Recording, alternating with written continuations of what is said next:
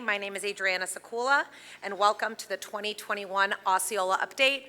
I am proud to serve as your two-year term chair for the Board of Directors of the Kissimmee Osceola Chamber of Commerce, and we trust that you will find today to be extremely informative and beneficial to your business. As a matter of courtesy and to say thank you, I'd like to recognize the elected officials and community leaders that we have in the room. Please stand if your name is called. Chairman Kristen Arrington of the Osceola County Commission. Vice Chairwoman Viviana Janer. Commissioner Peggy Chowdhury. Osceola Property Appraiser Katrina Scarborough. With the Osceola County School District School Board Member John Arguello. And School Board Member Julius Melendez. From the City of Kissimmee, we have Mayor Olga Gonzalez, Commissioner Olga Castaño, Commissioner Jim Fisher, and Commissioner Felix Ortiz. From the City of St. Cloud, Mayor Nathan Blackwell. Our Florida legislators that you'll hear from later today in a panel, Representative Fred Hawkins, Representative Josie Tomkow, Representative Kristen Arrington, and Senator Victor Torres. Thank you also to those community leaders in the room, Osceola County Manager Don Fisher, City of Kissimmee Manager Mike Steigerwald, School Superintendent Dr. Deborah Pace, and the University of Central Florida President Dr. Alexander Cartwright. Thank you all for being in attendance today. Today's lunch could not be possible without our sponsors, our presenting sponsors, the company I'm happy to work for, Walt Disney Parks and Resorts. Our corporate sponsors, Kissimmee Utility Authority and Osceola Regional Medical Center. Our supporting sponsors, Access Osceola at the City of Kissimmee, Advent Health, Orlando Health, Toho Water Authority, and the University of Central Florida. And for all things that we do as a chamber, it is important that we also thank our most important members, I like to say, is our small business owners. So thank you to Bank Florida and Goodwin Realty and Associates for also sponsoring today's luncheon. We look forward again to having you for lunch. I would like to now introduce to the stage President and CEO of the Kissimmee Osceola Chamber of Commerce, Mr. John Newstreet.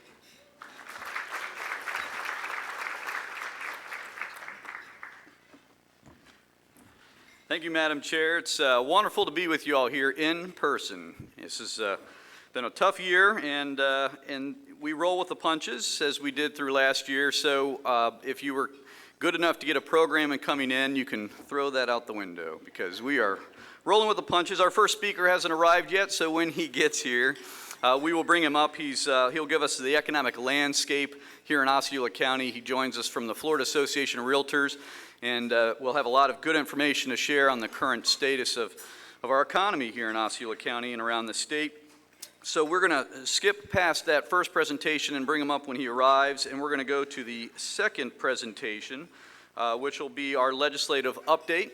We're privileged to be joined by all four. I see Senator Torres made it. So all four of our legislators are here, and we're going to ask them to come on stage and join me here along with Leticia Adams for a Q&A. And as they come up, we're going to show some brief videos with some initial outlook from this past session that they shared with us over 2 minutes. So we'll start those videos with Senator Victor Torres' video. Hi, I'm Senator Victor Torres. This year's session was like no other I have attended. The issues resulting from the COVID-19 virus and the safety protocols that shut down the Capitol overshadowed most of the other legislative businesses. There were multiple bills that continued to chip away at the home rule rights of cities and counties to make decisions for or about local zoning rules. I oppose all these efforts, but most were passed into law. Thanks to President Biden, billions of dollars in federal CARES Act money will be allocated this year to construct transportation, infrastructure projects throughout the cities and counties. The need for more available affordable housing for working families, seniors, and veterans continues to be my main priority. I supported the 21-22 state budget for several reasons. State Affordable Housing Trust Fund to build needed housing projects. $500,000 to fund a new seaplane base for economic development in the city of St. Cloud. Tax holidays, back to school disaster and preparedness and recreation. Co-sponsored Florida film tax credit legislation that hopefully will bring the film industry back into Florida where we really need it. Co-sponsored qualified target industries, tax incentives. Supported Senate bill to raise unemployment benefits by $100 per week, which failed in the House.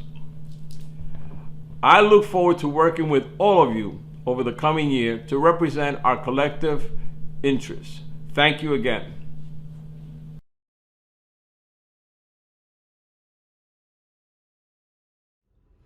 Hello, Kissimmee, Osceola Chamber of Commerce. It's Representative Fred Hawkins, District 42. I cannot wait to join you guys and have this luncheon and take your questions and be back home. 60 days in Tallahassee is a long time to be away from the place we love in Osceola County. So many bills with so much impact to the state of Florida and of course to our district. Personally, my bill is the CPR bill. 9th and 11th graders are going to get that education. How many lives will be saved by teaching those kids CPR training on a nationally recognized level? You know, that's different than when we learned and when I was at school. No more mouth to mouth, but I encourage all of you to get CPR training also. You know, we had the largest budget ever in the state's history, $101.5 billion. Now about $10 billion of that, of course, is the Biden bucks that came from the federal government that really were put to good use for only one-time uses, nothing reoccurring. So I commend the state on doing that. I also like how the state focused on education. Speaker Sproul's initiatives with reading and getting our third graders online to be caught up and be ready for school from the time they come from VPK up into third graders, making sure they have that reading skill. We all know that you learn to read up till third grade, and then from third grade, you read to learn. That's so vital that we have all of our students on par. And you know, our males really fall behind compared to the females when it comes to that. The statistics are phenomenal. We have a task force that's being formed by the speaker and the governor that will address that and how we bridge that gap. One of the biggest things for me, and of course what I ran on, was the business protection due to COVID liability. To me, I think that the tort reform is something we can continue to look at in the future with other sessions, but we took big steps in protecting our businesses and our healthcare facilities and making sure these frivolous lawsuits didn't happen. We looked at elections, we looked at the environment, and of course, something that we all talked about, affordable housing. You know, there's a base now put in place. I know a lot of people don't agree with that, but it's a start. It's something that we can add to every year. But it did take care of our water, our flooding, and our resiliency problems, the money that's going to go for that. So I look forward to taking your questions and coming to see you guys and being there in the room with you. And like I said, it's good just to be back home in Osceola. I love being your representative. It's an honor and a privilege. Take care and God bless. Good afternoon, and thank you to all of Osceola's Chamber of Commerce members for your advocacy during the 2021 legislative session. I'm very proud to report back all the great work we've done as a delegation and a state to keep Florida's economy on track and support local businesses. From landmark workforce reform and tax policy that helps local small businesses to responsibly balancing our budget and investing billions in state infrastructure and the environment, our state is on the right track. This session, I had the opportunity to work on some of the legislature's bigger economic development issues, starting with rural broadband. For many in Osceola County, they live in unserved or underserved areas as it relates to high-speed internet. As our economy continues to evolve and adapt to an ever-changing world, more and more of what we used to do in person is now done online. Florida is a leader in telemedicine, and telemedicine is particularly helpful in these rural areas. Without access to reliable, high-speed internet, many of our state's residents are unable to access this affordable and convenient healthcare service. Our students are seeing greater opportunities to learn online. Online classes have been a staple of our school system throughout this pandemic. Rural broadband is one of the most significant economic development issues facing our state, and I'm so proud that we were able to work across party lines and with major stakeholders to help build out a framework that allows for the expansion of rural broadband. No industry has faced more economic headwinds during the pandemic than our restaurant and lodging industry. A vital component of Osceola County's economy, our restaurant owners have had to innovate and adapt more than most.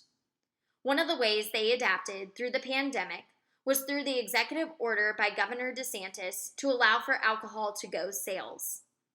With the executive order expiring, I was proud to champion the bill that allowed for this to permanently exist in Florida and allow for our restaurants to continue to offer this service that has helped grow their bottom line and keep people employed.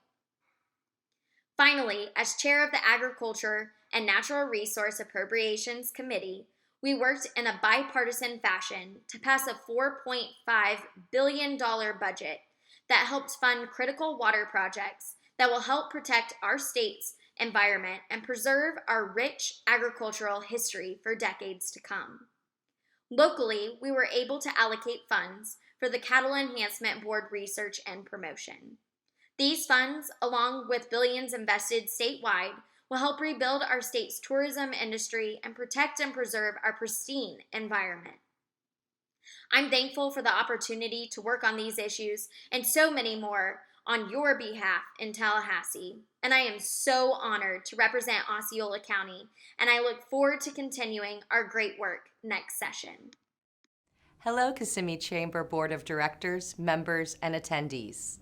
I'm Kristen Arrington, your state representative for District 43, which includes Kissimmee and parts of Poinciana.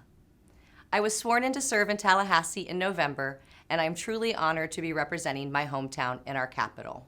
Although I have been in Tallahassee Monday through Friday for most of the year, our district office is open in the old historic courthouse building in downtown Kissimmee Monday through Friday. Our team has helped hundreds of folks with their unemployment claims, with the Department of Economic Opportunity, and others receive their COVID vaccine. My first session in Tallahassee was different than most due to the Capitol being closed for COVID precautions. Thankfully, we were able to pass the largest budget in the state when revenue was down, thanks to President Joe Biden and Congress for giving $10 billion to the state for relief, with $6 billion being held in our reserves. Workforce training is a large focus of the Speaker of the House, and we passed legislation to improve our current system. I sponsored legislation that would require our middle and high school students to be made aware of technical and career pathways, along with internships and apprenticeship opportunities presented to the children and their parents. Additionally, this information would need to be provided in a language understandable to them.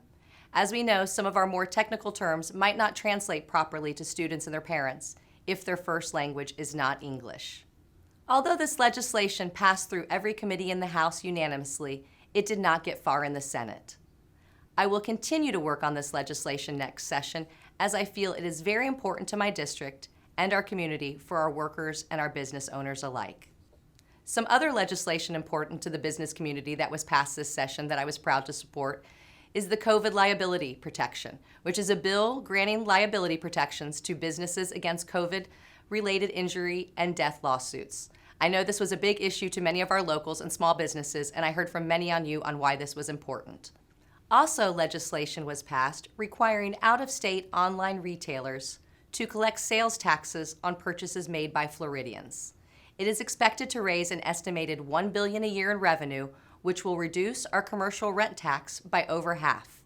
I know this has been a big priority to the Realtors and those recruiting new businesses, since Florida is the only one to charge this tax.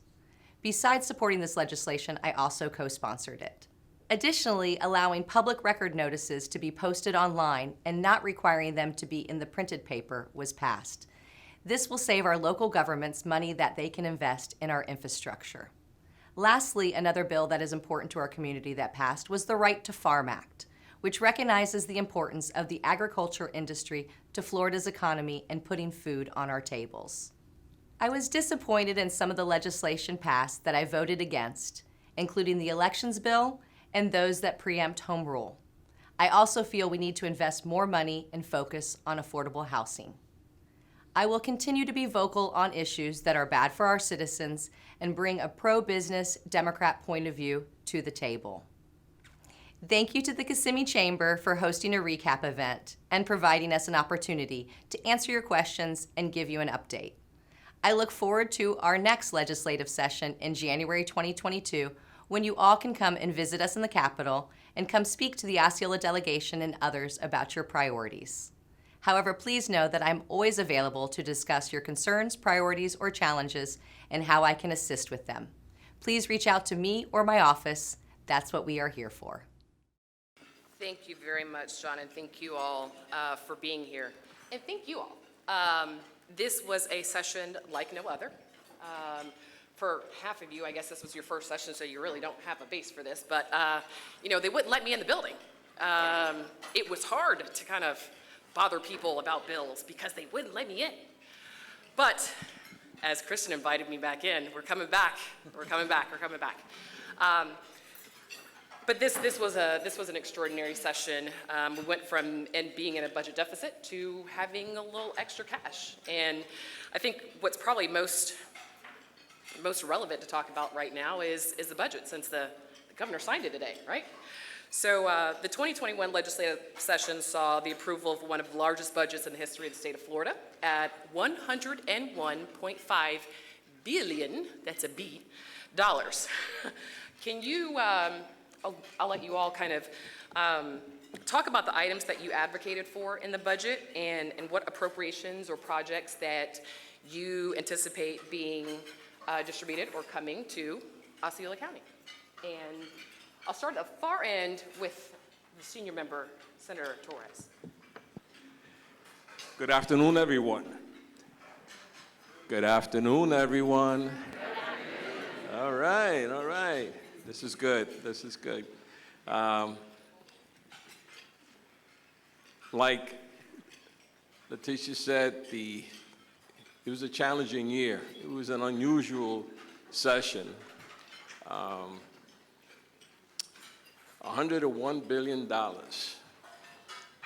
You know, I remember in 2012, when I got elected as a representative, it was $69 billion. $69 billion. Here we are, 9 years later, $101 billion. Do we get what we want? Powers to be will always dominate where the money goes, but we keep on fighting. We keep on struggling. Fortunately for me, with Representative Hawkins, we got $500,000 for the St. Cloud seaplane base. I'm sure it's going to come in handy. It's going to work out for St. Cloud. The Sadowski funds, yes, they left some in there, but they took some out for resilience, for water and other projects. One of my priorities all these years as a legislator has been affordable housing. I've been fighting that uphill battle because of the money that was drawn out of the Sadowski funds for affordable housing. I feel that many of our working class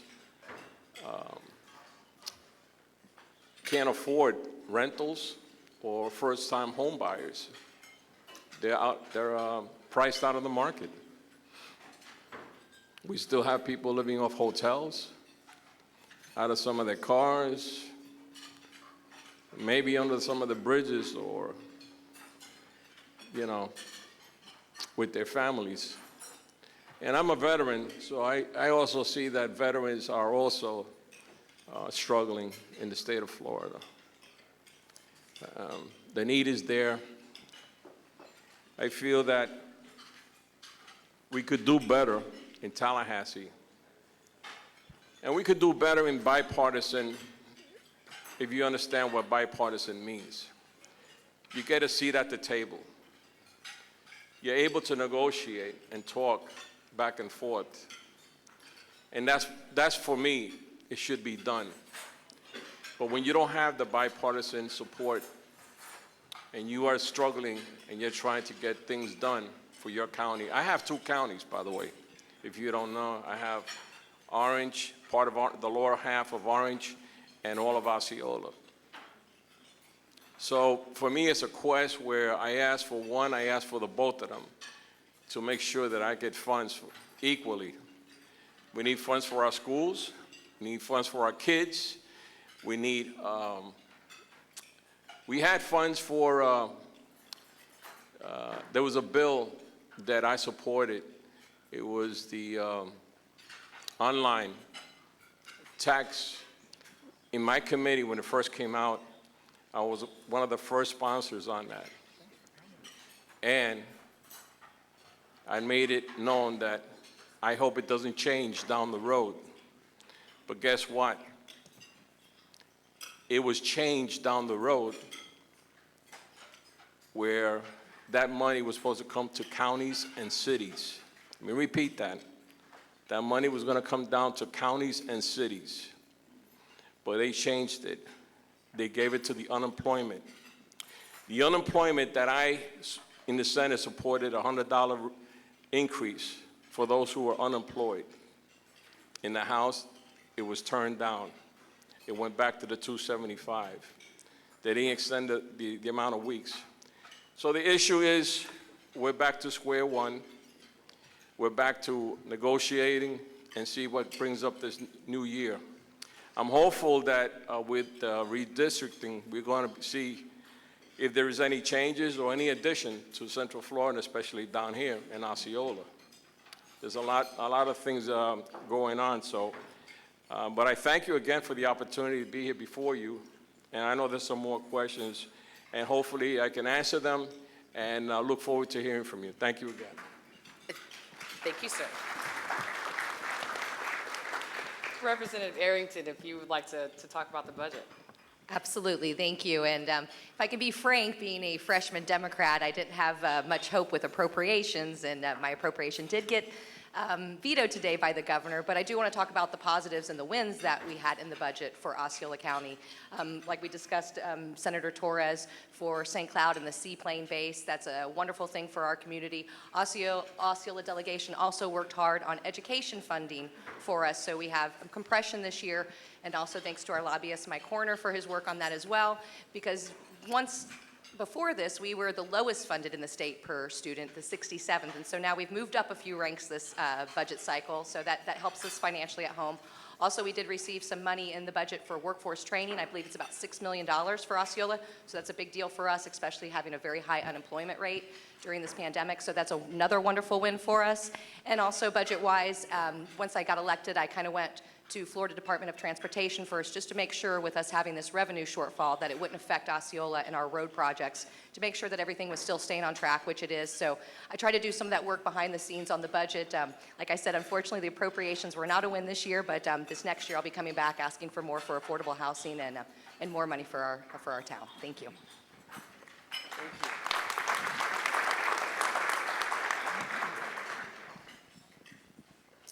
Well, good afternoon, everybody, and it is an honor to be home here with all of you and getting back in the routine of being here in Osceola County. I'm just going to say I am a happy freshman legislator today. At 9:30 this morning, I got a call from the governor's office that all my appropriations were approved and in the budget he was signing today. So I'm happy to say that we worked hard to get that, but I do want to give a shout She may not have got her appropriations approved, but as a freshman, she did get a bill heard through all committees. And that is tough to do when you're in the minority party and get that through. So we have a lot to be proud of with this representative right here next to me. Let me just say. As Senator Torres mentioned, we got the St. Cloud Sea Base approved. I ran a bill, or appropriations for a former legislator for the Puerto Rican Legal Aid Clinic. That got approved. And then our former county commissioner, former representative, former mayor of Kissimmee, Frank Atkinson and Judah, have Grace Landing that supports aging out children out of foster care. And they came up with a grant program, and we got that approved also. So that's going to become a statewide grant program that I think Grace Landing will help out. So I was very happy to get all those approved. But other things in the budget that I think were a huge help, $1,000 bonuses for our teachers and our first responders. That is all. The teachers have already gotten theirs, I believe, or they're getting those, and then after July 1st, the first responders will all get that. So I think it was good to reward them, especially after this last year and what they've put up with. Again, one of our school district's lobbyist, Mike Horner, worked very hard with us to get compression. It was not in the House budget. It was in the Senate. We worked hard. I campaigned on moving Osceola from 67th, and I'm happy to say we took a jump to 61 in per student funding in this budget. So our work's not done. Education is something that is very important to me. Speaker Sprouse has me on many of the education committees, higher ed approps. Polk State got its largest funding ever, and Valencia was taken care of also, so I was happy to support that. And hats off to our school district and what you guys have done. I know we gave Dr. Pace a day in Osceola last week. As a parent of a student that just graduated, I'm so proud that you are our superintendent. And I spoke of your programs a lot up in Tallahassee where others were against their school district or against their superintendent. So my hat's off to you and your school board and what you guys have done this year. So lastly, I'll just say we went into this budget looking at huge deficits, and part of that was hospitals being cut out of their funding and K-12 education. And we ended up funding all that. So I think we did very well. There's not really an area we didn't touch that I think we didn't improve. I know there's some people that feel we can do better in other areas, and that's why we'll go back and deal with those come September, starting in committee weeks. Can I go? Okay, great. Well, thank you all for being here today. It is so wonderful to see your smiling faces. I know we touched on how we didn't have a lot of people in the Capitol, so it's just so good to be home and be with our friends again.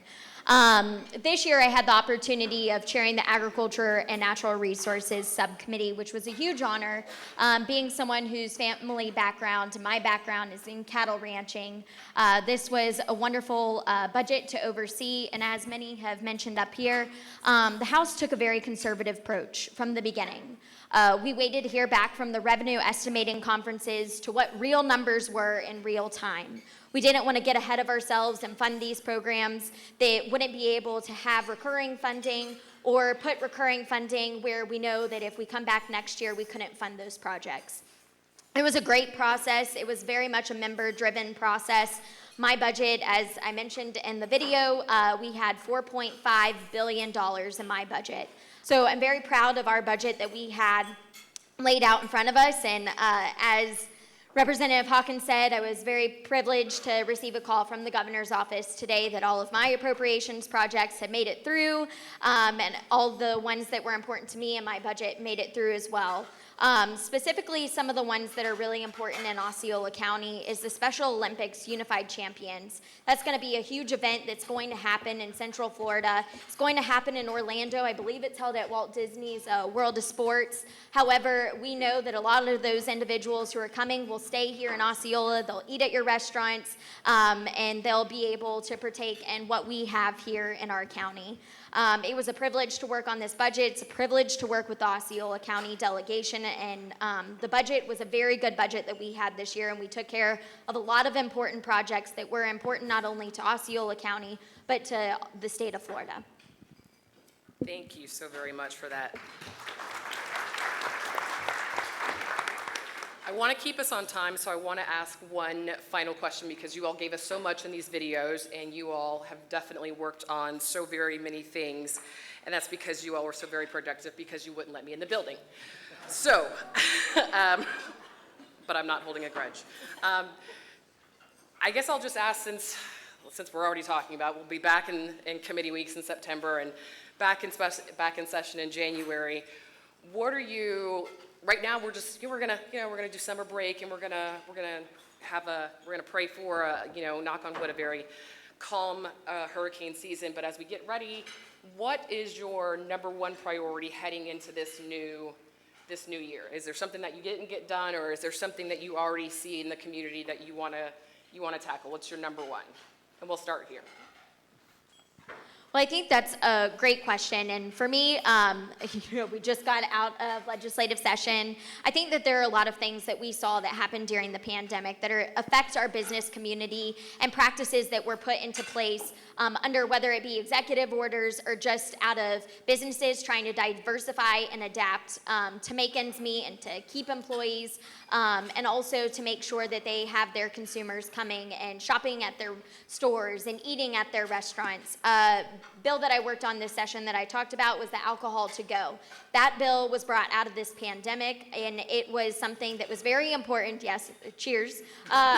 Something that was very important not only to our community, but to others throughout the state. And so my goal is to look at all of those practices that have happened, and if us as a state legislature are putting any guardrails or if we're hindering in any way that is going to affect what these businesses are already doing, trying to make a difference. And so that is where I am going to go into this session. And I know that there will be a lot more that we have to talk about, because I say this now and next week I'm going to have a different answer. But look forward to going in September and working on some other good things as we move forward. Fantastic. Going in, I think we need to continue to look at how we protect our businesses. I think with the online sales tax, we helped our mom and pops businesses out, and where that money is going to go that's collected is important. I think we need to keep finding ways to rid ourselves of being the only state that has a commercial lease tax. That's something I would prioritize and look at, see if we can get rid of. Education will always be important to me. I want to make sure we continue to do that. Public safety is all of our jobs up here. So, looking at those, and of course, I think in the appropriations, it was just over $135 million coming to Osceola, and 139 total with what they're combined with Polk. So we definitely want to continue to look out for our counties that we represent. But healthcare is going to be important, so we'll continue to look at those things and see how we continue to build on what we did this last one. But for me, business, education, making sure that if we don't have good education, we don't have good healthcare, we don't have a good economy in Florida. So I think that's going to be an important driver. Thank you. Thank you, and I absolutely cannot just say one, so I'm going to have to come up with my 3 top priorities. To continue working on my guidance services legislation, so our students are prepared for whatever future might come to them, and so they're better prepared for the workforce. Additionally, I want to talk to some folks that I did shortly after being elected. Now that I've met some of the stakeholders, need to talk with City of Kissimmee about how we can work on hydrilla, and also want to talk with Mary Downey about hotel-motel conversions for affordable housing. So those will probably be my biggest priorities going into committee weeks, and I'm looking forward to them. Thank you. I think that we had 2 bills. One was for the film industry, a tax break, and we need to bring the film industry back into Florida. We are losing out on billions of dollars. The QTI tax incentive is another that helps businesses, and we need to help pass these bills that will help our communities and our businesses. I also looking at unemployment, housing, jobs with careers. I read an article recently that in North Carolina they were bringing big companies, and North Carolina has a tax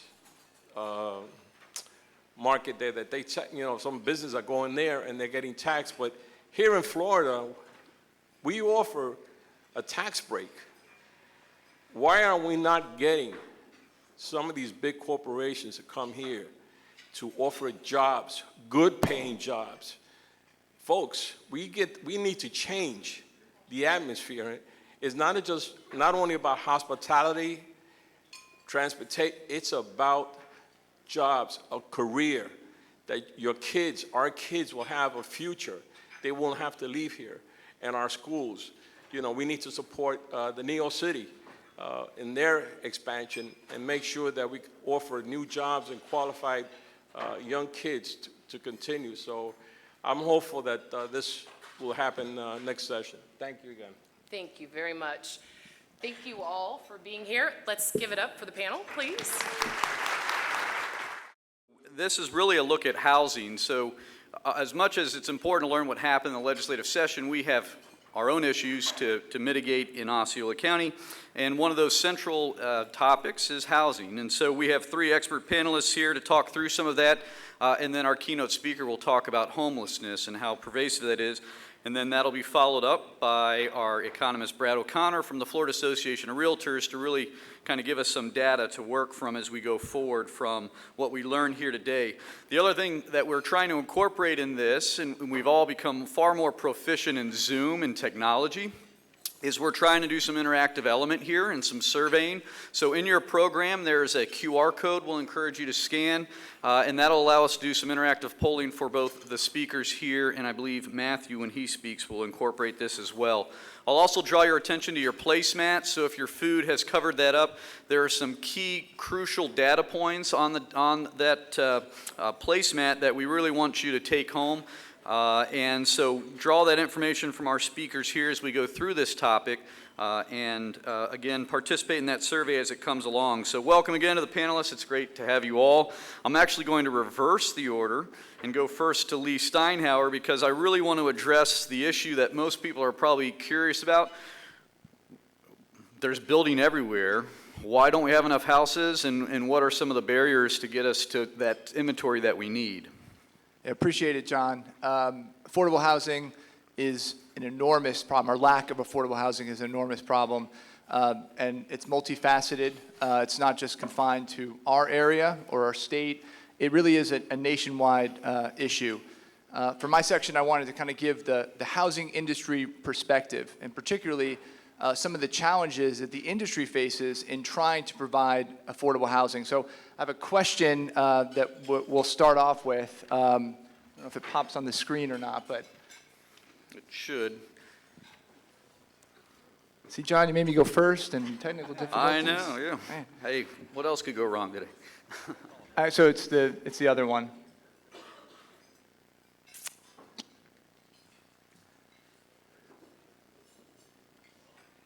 So they should be able to answer it on their phones now, right? So the U.S. housing market is adequately supplied with single-family homes to meet current demand. Is that true, or is that false? It's a tough one. So, yes, it is in fact false. In fact, it is very false. According to Freddie Mac, just came out with a recent study, we are almost 4 million single-family homes short of current demand. And that's just your single family. Your multifamily is also millions of units short of meeting current demand. And it's across the board, right? It's not just affordable housing, but market rate as well. So bottom line, we aren't building anywhere near enough housing in our country to meet the demand. And you're probably wondering, well, isn't it in the housing industry's interest, right, to build the housing to meet that demand? And it is, but the issue is there are challenges or really barriers that exist to creating housing and creating, in particular, affordable housing. And we'll go through a few of those barriers here today, and each one of them we could talk about at length, I assure you, but for the purposes of this discussion, I'll go over them kind of broadly and briefly. The first barrier or category of barriers that drive housing costs and lack of affordability are the 3 L's, and that's land, labor, and particularly lately, lumber, which, if you haven't heard, is apparently the new gold. And I only half kid on that. But land, right, is the land that is available for new home construction. Obviously, not all land can be used for new home construction, right? We want a variety of uses in our community. We want agricultural, we want parks, open space, recreation, commercial, retail, et cetera. So you start to limit the land that is available for new home construction.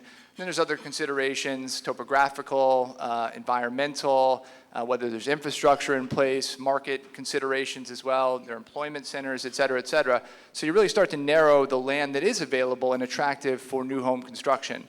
And for that land that is available, the competition is fierce, particularly in a hot market like here in Central Florida. So what happens, right? Land costs go up and up and up, and it's a huge, huge driver of housing costs. The next L is labor. And if you haven't heard, over the last decade or so, we have been faced as an industry, really as a construction industry, with a severe labor shortage. And you can go back to 2007, 2008, and the housing crisis, and a lot of the folks in the industry just left, and they never came back. And we are struggling to recruit new labor, and it's construction worker, it's skilled trades, you name it, we're struggling. And similar to land, right, scarce resource, a lot of competition, labor costs continue to rise and contribute to housing costs. And as a practical matter, if you don't have labor or skilled trades for your project, you're probably not going to be able to move it forward. The last L, lumber, which I don't think anything's gone up quite like lumber has over the last 12 months. Lumber has literally tripled in the last 12 months, adding, according to the National Association of Home Builders, $36,000 additional just because of the tripling of lumber to a new home, which is just astronomical. And unfortunately, it's not just lumber. It is really building materials across the board have skyrocketed to historic highs, and it's making housing affordability a big, big challenge. So the three L's, major cost drivers, and really hurt our ability to provide an affordable product. The next category is government fees and regulations, and we have a question here as well. So according to a new study by the National Association of Home Builders, regulations imposed by all levels of government account for how much of the current average sales price, almost $400,000, of a new single-family home. $30,000, $50,000, $75,000, over $90,000. So the answer, are we good? Is over $90,000. In fact, on average, $94,000, and that's the average. So certain places are higher than that, and it's about 25% of the cost of a new home. And again, when we talk about government fees and regulations, it's really everything, right? It's your permitting fees, your impact fees, all sorts of costs that are attendant with the approval process, the development process, which can be long, can be onerous, and obviously can be very costly. So when you're kind of staring at almost $100,000 in costs just from your government fees and regulations, not even factoring in the three L's or other costs, you can see where housing affordability is quite difficult for the industry to provide. And the final barrier that I want to touch upon today is NIMBYism. Not in my backyard. You probably have heard this term before, and basically the idea is that the existing residents in a given area don't want new development, right? For any number of reasons. And unfortunately, when we talk about affordable housing, NIMBYism is even more prevalent. People, for whatever reason, some of it is misconceptions about affordable housing or perceptions. They think that it lowers property values or brings crime or you name it, right? They oppose new affordable housing communities. And it's a big problem because oftentimes their opposition is effective and it does kill projects, or it causes the projects to be scaled down dramatically, right? You were going to do 100 homes, now you have to do 50 homes or less, right, to appease the opposition. So NIMBYism is a major problem, particularly as it relates to affordable housing. So I wanted to end on a hopeful note or an optimistic note. I've given you a lot of pessimism. I will say that these barriers are certainly challenging. The three L's that we talked about are very much market-driven, so there's not that much control that we have or influence we have on those. Hopefully the market does correct, at least on the lumber prices, that would be good. But on the other two, government fees and regulations and NIMBYism, there is something that we can do, right? We have more control, we have more influence. From a NIMBYism, we can educate our citizens on the benefits of affordable housing and hopefully dispel some of the misconceptions and myths that may exist around it. And then on government fees and regulations, certainly we can look at that and try and, at least on the affordable housing, see if we can give some relief to some of those cost drivers. And with that, I appreciate it, and thanks for letting me be here. Lee, thank you. Yes.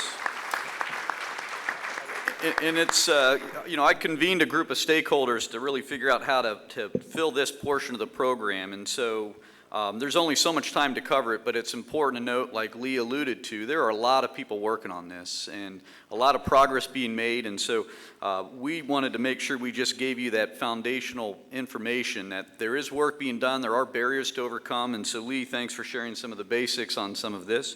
And one of the exciting things that's really happening, not just in our community, but is really becoming a focal point in our community is what we're calling conversion housing. And so Hector Lizasuain's with us, and he's really a key expert on this for our community. And so I'm going to turn it over to Hector to give us maybe some background and some of the work being done and address some of the data points we have here on your placement. Thank you. Well, first of all, it's great to see everybody. It's been such a long time. It feels like it's been 40 years, but we're all back together, and I'm glad you all made it out here today. A little history. I was blessed enough to head up the West 192 Development Authority back when it was called the Beautification Project with Linda Goodwin as our chair. She was actually the one that hired me, so that's, thank you. Kind of. No. Yeah, right. I'll go ahead and say that when I started out there, I believe it was in early 2002, it was a beautification project, and the intention was to go ahead and help revitalize the corridor that was once the strongest tourism corridor back in the 70s and 80s. One of the things that I was tasked to do was to go ahead and find new ways for us to go ahead and find economic development opportunities in that corridor, because for a long time, especially when Disney opened back in October 1971, people saw opportunity along that stretch of road. So back in about within the 70s, we had about 35 to 40 hotels built, and then we had 60 built in the 1980s. And a lot of those properties were located actually in the city of Kissimmee, all the way over to State Road 535. And if you drive through 192, you can still see a lot of these properties. They're still standing, they're still there, but unfortunately their brand or their product has actually fallen to the wayside, and that's only because the market kind of dictated that. The market has been shifting 3 miles every 10 years west. And again, that's because the market dictated that. As you guys go out there now, you go out to West 192, you start to see a lot of the newer products are popping up. Like one of our developments is Magic Development. You see reinvestment in Old Town. You see Celebration, Margaritaville. So the market kind of dictated that. Unfortunately, a lot of the product never adapted, and they kind of fell to the wayside. We had, obviously, the crash in 2008, 2009. A lot of these properties were unable to get back on their feet, so they had to repurpose their property, and they ended up becoming extended stay living facilities. So if you go out there now, you'll see that there's a lot of families that are actually living full-time in these motels. When this happened in 2009 and 2010, when the people were making that transition from being evicted from their apartments, being evicted from or going through foreclosure, they moved into these motels and thought that that would be a 1, 2, maybe 3 week situation. It ended up being a year, 2 years, and there's some families, and Mary probably can confirm a lot of this, some of them have been living there for years. And if you think about it, these are like 450 square foot rooms to 500 square foot rooms, raising 2 to 3 children. So one of the things that we realized was we're gonna have to come up with something, and that's one of the things that we're working on with this hotel conversion task force. We're actually having our second meeting, I think Friday.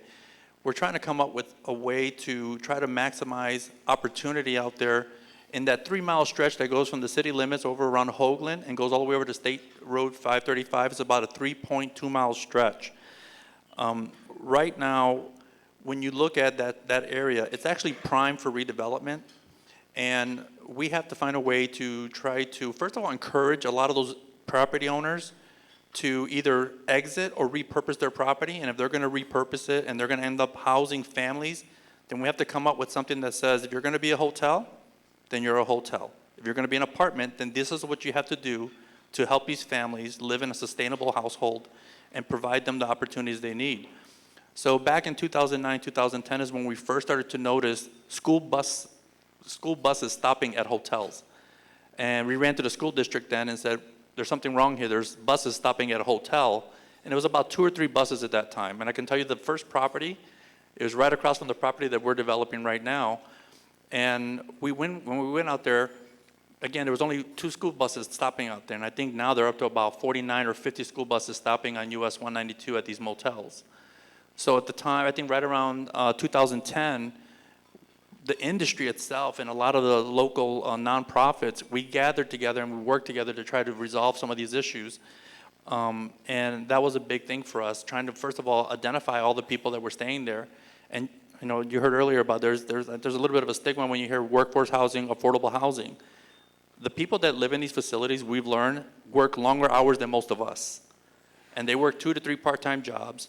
And they do what they do because they have no other choice. We take for granted that we could afford first month deposit, utility deposits. They can't. They're just in that little hole that they can't climb out of. So I think we have an opportunity with the hotel conversion opportunity here. You saw, we have right around 100 motels that were built within 2 decades that are primed for this. And we look forward to working with the community, the industry, the people that are actually living in these communities, Mary Downey and her team, the county, and the city of Kissimmee, because a lot of this pours out into the city of Kissimmee as well. So we feel confident. And my other task is, other than working for Magic Development, I also have a group called Infill Consulting that we work, and actually one of the things we focus on is the conversion of these motels. And we found that we can do this from anywhere from $6,000 to $8,000 per room, which we think is something affordable. Now it's something that we have to look at and look at the standards and actually work closely with Mary and the other nonprofits to see how we can actually help transition these families out of these facilities. Thank you, Hector. There's 2 poll questions. So if you did pull up the QR code and are able to participate, we'll ask 2 questions here related to Hector's presentation. The first question, should there be incentives, rebates, fee waivers, grants, et cetera, at the local level to support workforce housing initiatives? Simple yes or no. So overwhelming support to do that. And then the second question, do you believe enough has been done to address the issue of families living in motels within our community at the state, county, and city level? Yes or no?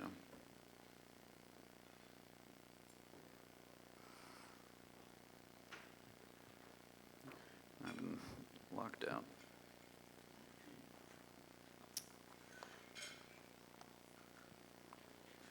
So that's overwhelming no from what's reflected there. So work to be done, but a great opportunity, and that conversion task force, again, trying to set up codes so we don't transition from a hotel room to temporary housing, but a kitchenette, fire safety is all incorporated, so this truly is affordable workforce housing is the work ahead, and it's being done in earnest by many of our partners. So with some of those facts in front of us, I think it's hugely important and on a good note, and so we're joined by Reverend Mary Downey to talk about successes in this space. Things are being done. We do have successes. Progress is there. And so, Mary, would you share with us some of the uplifting notes here? I will, but Thank I you. do have a couple of questions before I step Absolutely. into that story of successes that we do have in this community and the way that we care for people, especially those who are experiencing homelessness and those who are living in poverty. We have a question that I'd love for you all to answer because it kind of helps us gauge what people's just kind of overall thoughts about people who may be experiencing homelessness or poverty, just their ideas. And so if we could bring that question up, if you could answer, in your opinion, which one of these things are the major contributor to the fact that we have homelessness and poverty in our community?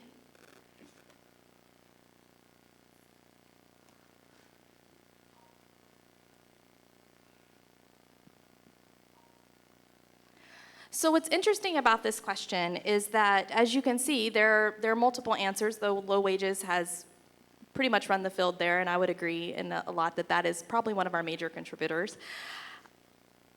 There are multiple reasons why people experience homelessness and poverty. There is not one reason, and there is not one solution.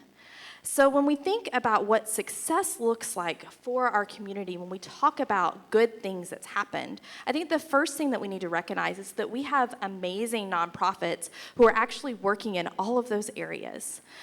People working towards employment so we can raise those wages. We have wonderful partners who work towards addiction recovery services, who work towards mental health services, and those nonprofits who work towards housing solutions.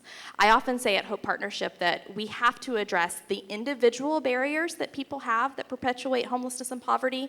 We also must address the systemic barriers. And as you can see, it's both. It's not one or the other. And so as we think about those questions and what we think about as we think of strategies to address and also talk about how we have had some successes, I want to ask you a very simple question. It's on the board there. Which strategy do you believe would end homelessness in our community? And there are 3 options for you there.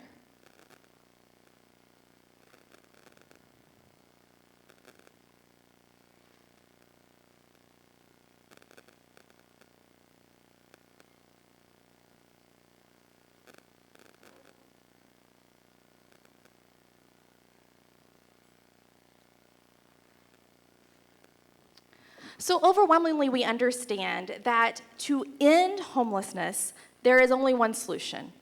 It is to provide housing. There is other options on the table. There are other ways to address homelessness that provide some temporary relief. It provides an opportunity for people not to be stuck in a very terrible situation for a temporary moment. But we have to have opportunities for those moments to only be rare, brief, and one time. And when they are rare, brief, and one time, the only solution that gets us to that ending is more attainable housing across the entire market spectrum. It is a simple math equation. There's really no other way to put it. We have to have more housing to do that. And so I want to talk about some success of housing opportunities in our community that we saw. So Hope Partnership has been doing work with people who live in multiple types of experiences of homelessness, those who live in the woods, those who we would call literal homeless, so in their cars, maybe in a tent. We also work primarily as well with families who are in the hotels and motels. And so our strategy for both of those populations is different because they have different needs. But I want to let you know that when we build housing in our community, we are able to house people. You may be familiar with Gannett Point, a partnership with Birdsong and Ability Housing. I know the county and the city are also very involved in that. We were able to house 68 households through Gannett Point. So we were able, I'm going to pass that back, 62% of our households in Gannett Point.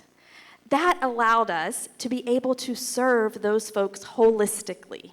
It allowed us to put them in their home, their place that they get to come to every single day and experience life in a way that is permanent for them. In that space, there are people who have experienced homelessness on the street, and there are families who have lived in the hotels and motels. The strategy to care for people through housing actually works. And I'll give you some other stats for you just so that you know. We know that when affordable housing stock becomes available, we have those systems in place because when that housing has come into place just this year, we have been able to house 61 households. That's 137 people. Last year, we were able to house 64 households in a pandemic. That's 164 people. And so when you think about those numbers, first of all, they sound small, don't they? They sound small. We also celebrate every last one of those heartbeats. We celebrate the success of their future in a home that is stable, that they can afford, and that they can be there for the long term. We do that because, Lee, you know this, we will not build ourselves out of this issue, right? There are multiple systemic issues and individual issues that we all have to work together to address. These successes are rooted in a partnership between our city, our county, our nonprofits, and our business owners. We get to have success when we all are willing to step into the space, as you have clearly shown on the question there, that affordable housing and financial attainable housing is a wonderful option. I will end with just talking briefly about hotel conversions, because I do agree that it is just a beautiful option for us. We know that we basically have utilized our hotels and motels as shelter options in our community. Anytime someone comes to us who's in a place that we call unfit for habitation, that's a HUD term, we usually put them into a hotel and we start paying for their weekly hotel stay. And it becomes basically the option for shelter. So what a beautiful way to redeem that story for Osceola County by taking hotels that have been struggling and converting them into housing that is dignified, that is bigger than 450 square feet, and that provides that long-term sustainability of a home near their workplace and near places where they can find hope. I'm just so thankful to be with each of you and to share that with you and to let you know that as we're looking across the country, we know that hotel conversions are working. We have seen other communities step into this and just see beautiful results. Thanks. Wonderful, Mary. Thank you. So for those following along on the placemat, if you didn't get to write it down, the key's on the back. So you can take this information home with you. It is important. It does affect our businesses. It affects our community. And we have great people, not just these, but a whole community really working at this. So thank you for your leadership and involvement. And with that, I'll ask Jay Kirchner with the Osceola Regional Medical Center and HCA to come up and introduce our keynote speaker, a nationally renowned speaker who's joining us by Zoom. So this will be fun. Thank you.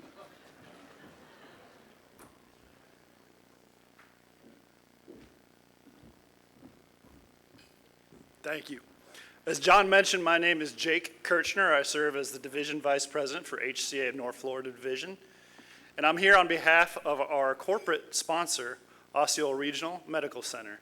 Thank you for having us today. So I wanted to tell you a little bit, as you see over my shoulders here, about the national size and scope of HCA Healthcare. We have 184 hospitals across 21 states in the United Kingdom. But what we're interested here today is in the lower right-hand corner, our little peninsula here called Florida, where we have 49 hospitals. Within those 49 hospitals, we have 77,000 employees, and we have 11,000 affiliated physicians. Also 350 care sites that represent HCA Healthcare. So within the Orlando market, we actually have 5 hospitals in the area, ranging from Central Florida Regional up in Sanford, down to Oviedo Medical Center, and then Osceola Regional Medical Center, which you all know, and Poinciana Medical Center. And then most recently, as of March of this year, we opened UCF Lake Nona Medical Center. And we have over here the esteemed leader that I've gotten to know over the past several years, Dean German. Thank you for your wonderful leadership. It's been a pleasure working with you. Within the Orlando area, we also have 4 freestanding ERs. We have Heathrow ER. We have Baldwin Park Emergency Room. We have Millennia ER, and we also have Hunters Creek ER. And soon, right around the corner, we'll be opening Champions Gate ER. So we're looking forward to what's to come here. And lastly, we have 3 urgent care facilities in the area as well. So what we do at HCA can't be done without the work within our local communities. And so I'm going to transition briefly and talk about Osceola Regional. Osceola Regional is the largest HCA healthcare facility in Central Florida. In fact, it is the largest, oldest, and most comprehensive facility in Osceola County. Evolving from a 15-bed facility, 88 years later, we've now reached 404 beds as an academic trauma center with a variety of specialty services. And then let me talk briefly about some current projects that we have on the horizon. We have a $7 million OB expansion unit coming up. We also have a $5 million Southside renovation system which will include 400 additional parking spots. And I'd also like to introduce very briefly our friend and colleague, Mr. David Carboni, CEO at Osceola Regional, and we're going to roll a clip here about his upcoming lobby renovation project. Thanks, Jake. I'm going to walk you through this. It's less than a minute because we doubled the speed. This is the front of the hospital now. It's a whole new entrance, and it's going to about a $10 million project. And this guy's really jogging through the lobby. That's our reception area, concierge desk. We're zipping around the backside to go to what we call pre-admission testing and patient registration. We spin around the backside and come back, and that's our discharge center. Patients that are leaving us, that's the volunteer desk, the gift shop, our kind of a wall of honor, including Chief Osceola. Come back around here to the cafe area, indoor and outdoor little snack bar and coffee station. What you don't see is a chapel, a prayer room, and some meeting rooms that aren't in there. We return back to the lobby, spin around, take a shot up the second floor, and then take another look out the door. It's a much more secure, much more contemporary, much more functional use of space, and we're going to have that open hopefully by the end of this year. So just wanted to let you know that's one of the projects that, unfortunately, 3 things happened because of COVID with us. And I want to talk, one of them the legislature can help us with, and that is the shortage of nursing. The healthcare workforce was decimated because of COVID. We don't know where they all went, but they disappeared off the continent. Across the country, we're looking for nurses, respiratory, you name it. We need healthcare workers. So anything you can do to help build up the workforce supply in healthcare will help all the hospitals in your district. And number 2, it stalled all of our projects like this one, so they're just getting cranked up, so we're happy about that. And number 3, the one good thing about COVID, I stopped wearing a necktie. So thank you.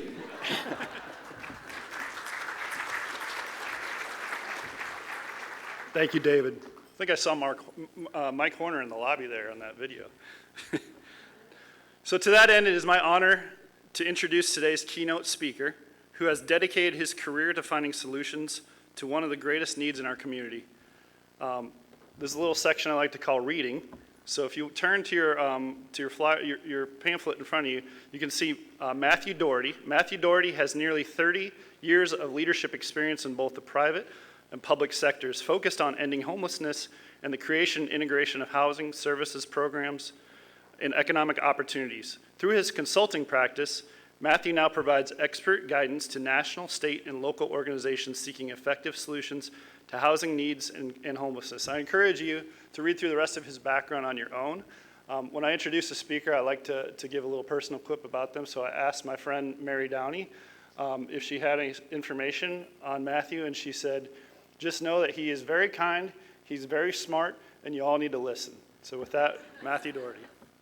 Great. Thank you for that introduction, Jake, and many thanks to the team at the Chamber of Commerce for including me in this event. I do want to offer my sincere apologies for not being able to be there in person. When I was invited to speak several months ago, the world really just felt like far too much of an unpredictable place to know whether travel would be possible or not. And I'm sure that for many of you, like for me, decisions about what I feel comfortable doing is still changing every single day. But I am looking forward to getting back to a place where we can all do things that feel more normal. There have been many times over the last 15 months that I have thought of some lyrics from the Pulitzer Prize winning musical Next to Normal. I don't need a life that's normal. That's way too far away. But something next to normal, that would be okay. Yeah, something next to normal.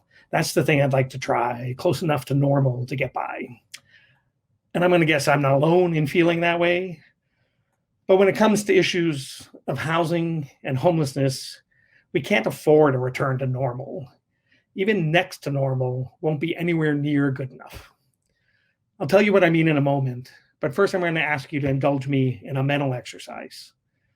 Think back over the months since March 2020. For those of us who have homes, I want us to remember how important having safety and stability at home has been for us throughout the pandemic, how vital it's been to our own sense of health and well-being. And I want us to try to recognize what a privilege having a place to be home has been for us, while others have had no place to be safely home, or have been worried every day about where they and their families will be sleeping in the future. Some of us may have had that experience before. Some of us may be having that experience right now. For those who don't have that experience, think about what it would mean to you if you had no place to go back to later today, or if you fear that you might not be able to stay there tomorrow or next week or next month. How would that affect you? What fears would that create for yourself and for your family? What would be different about your life day in and day out, night after night? I'm going to ask you to hold on to those thoughts for a moment. And that's what I mean when I say it's not good enough to just go back to normal. Because a return to normal would mean we're returning to a world in which that is the daily reality for far too many Americans, day in and day out, and night after night. A return to normal would mean we're returning to a world in which those risks and those crises are not shared equitably. Returning to normal would be returning to a world in which Black and Indigenous people and other people of color bear those risks disproportionately, day in and day out, night after night. Returning to normal would be returning to a world in which the forces of housing instability and homelessness don't just reflect racial inequities, but they also create racial inequities day in and day out, night after night. I want to share some information about what normal look like when it comes to housing needs and homelessness in our country. The best estimate is that approximately 580,000 people are staying in shelters or are living unsheltered on any given night in our country. That includes nearly 28,000 people in Florida, and that includes more than 2,000 people in Central Florida alone. In a normal year in our country, nearly 1.5 million people stay in homelessness shelters at some point during the year. And that's just the people who are staying in shelters or are living unsheltered. Many more households are living in doubled up or overcrowded or other unsafe or unstable situations. Nearly 1.4 million students are reported as experiencing some form of homelessness at some point during a normal school year in our country. And that includes more than 75,000 students in Florida. In a normal year, there are more than 7.7 million extremely low-income renter households facing severe rent burdens, putting them at high risks of homelessness. And that includes about 420,000 renter households in Florida alone. I do promise that I'm going to stop throwing numbers at you soon, but there's a lot of other data that tells us that normal is not okay when it comes to housing and homelessness. And a lot of that data tells us that normal was injustice if we care about issues of equity.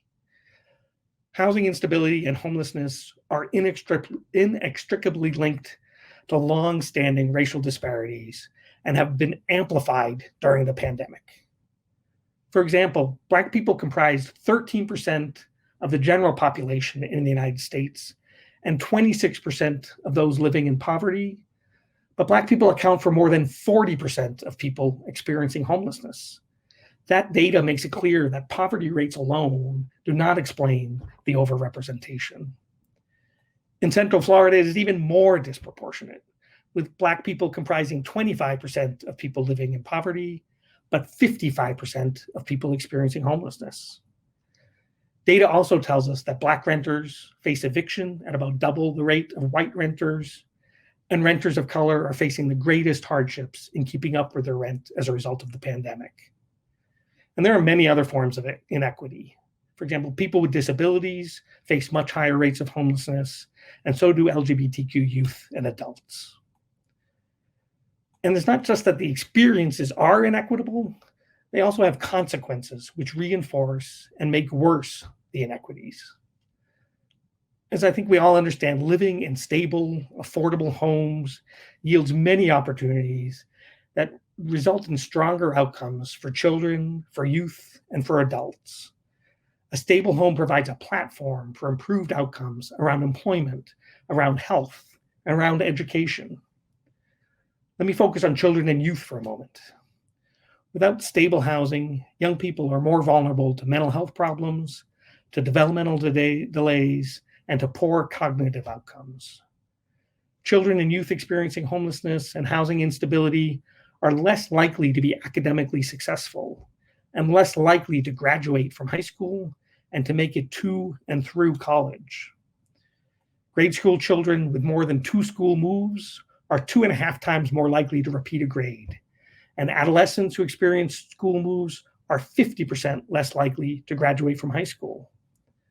Students experiencing homelessness are up to 9 times more likely than their non-homeless peers to repeat a grade, which dramatically increases the risk of dropping out. And there are many other negative consequences of housing instability on children and youth and on adults. And these negative consequences are also experienced inequitably, and therefore they become mechanisms creating and furthering inequities.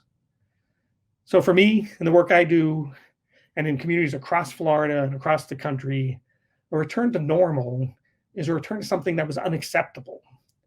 We must emerge from this pandemic experience striving for something better than normal. And the good news is that we have opportunities in hand right now to do just that. Through current federal funding, including through the American Rescue Plan Act, we have an historic opportunity both to drive progress on preventing and ending homelessness and to drive progress toward racial equity and justice. We can seize this opportunity to end homelessness for tens of thousands of people nationally and to immediately begin to address the racial inequities that have been exposed yet again and that have been made worse by the COVID-19 pandemic. The federal resources available make it possible to scale up multiple elements of our responses to housing crises and homelessness all at once. That doesn't happen very often. Usually we get to do one thing more or another thing more, but now we can do the full range of responses at a greater scale. There are emergency rental assistance resources through the Treasury Department that can scale efforts to prevent people from losing their housing. There's an unprecedented scale of new resources through multiple agencies that make it possible to quickly rehouse people who are currently experiencing homelessness. There are new emergency housing vouchers from HUD that will provide long-term housing subsidies for people who need them. And there are resources through HUD's HOME program that can support the creation of a pipeline of new permanent and interim housing units by seizing opportunities within housing markets that won't last for long.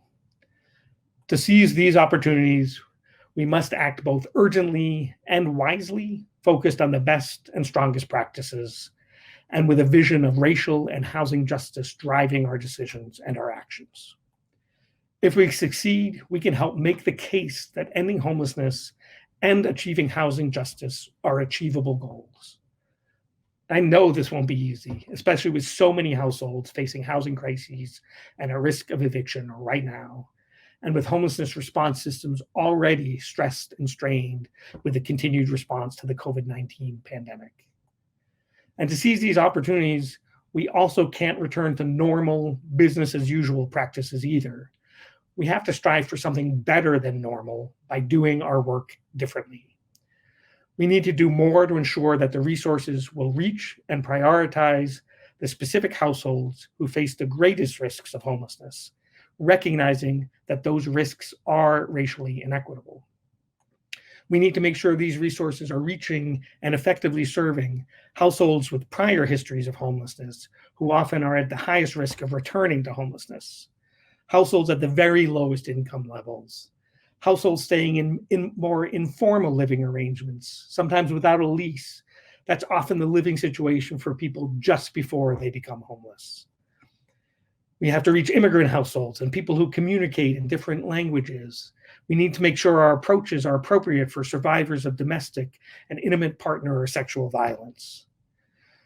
We need to ensure that outreach efforts and resources are effectively reaching neighborhoods and communities, including communities of color that have experienced the most profound impacts. We can do this. We can use readily available data to identify such neighborhoods. And we can partner with people experiencing homelessness and with residents and organizations from those neighborhoods to strategize and design and implement programs. And we also need to fully recognize that the fundamental cause of homelessness is people not having access to housing that they can afford, and a lack of access to services that some people need to be successful in that housing. For some people, the specific crises and experiences of homelessness are impacted by unmet or unaffordable healthcare needs, by challenges resulting from disabilities, by mental health or substance use concerns. But regardless of what other challenges they face, for all people, homelessness is at its essence an economic crisis in which income cannot meet prevailing housing costs. And that recognition should lead us to fully embrace what are called housing first approaches in our responses to housing needs and homelessness. Housing first approaches emphasize removing barriers to help and place a primary focus on the importance of people and families having stable housing as a platform from which they can address their challenges, access the services they need, and pursue their goals and dreams for themselves and for their families. Housing first approaches are often misunderstood and are even intentionally misrepresented. So I want to dispel some of that misinformation. Housing first approaches recognize that housing is fundamental for success, but also that housing alone is not all that everybody needs. Some people also need access to services and supports, and we all need access to opportunities in order to pursue our goals. So if you ever hear anyone say that housing first means housing only, please educate them. Housing first approaches are also explicitly people-centered, tailoring the solutions, the options, and opportunities to people's specific needs and goals. That is at the very heart of what housing first approaches focus on. So if you ever hear anyone say that housing first is a one-size-fits-all solution, please educate them about that as well. With housing first approaches and with these new resources, we can deliver something better than normal for our communities and for our neighborhoods. But purposely not returning to normal is not going to be easy. But I have seen communities, including right here in Central Florida, make great progress when they have access to a greater scale of resources, like we do right now, when they use their data well and wisely, which we can do right now, and when they implement best practices and target their resources effectively, which is our responsibility. And we will make more progress if we tackle these challenges together, bringing diverse motivations and perspectives to our work. So to that end, I'm going to ask you to indulge me in one more mental exercise. I'm going to ask you to think about an issue that you care deeply about and that you want to help make a difference on in your community. Now I'm going to ask you to think about what motivates you at the deepest levels to make that difference. For me, as you might have guessed, the issue is homelessness and housing, and my motivation primarily comes from my belief in the importance of seeking justice. But you may have many different motivations, which is great. For some of you, it's probably a commitment to being of service. For others of you, it's faith or religious belief. For others, a vision of community or country that you're striving to achieve. Decide what it is for you. And now, remember our earlier exercise and how important having safety and stability at home has been for you for the last year and more.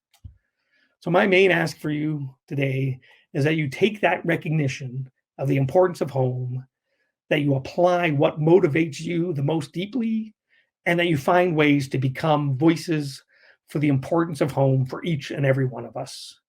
That you become voices recognizing the humanity of each and every person experiencing the crisis of homelessness. That you become voices in support of new investments and new programs, and voices in support of housing in your communities and in your very own neighborhoods. Because that's what's going to take to get us to something better than normal. And I firmly believe that we have many reasons to be confident in what we can achieve together. So I'm going to leave you with one more quote from the musical Next to Normal. It's a quote I'm more focused on these days as I look forward.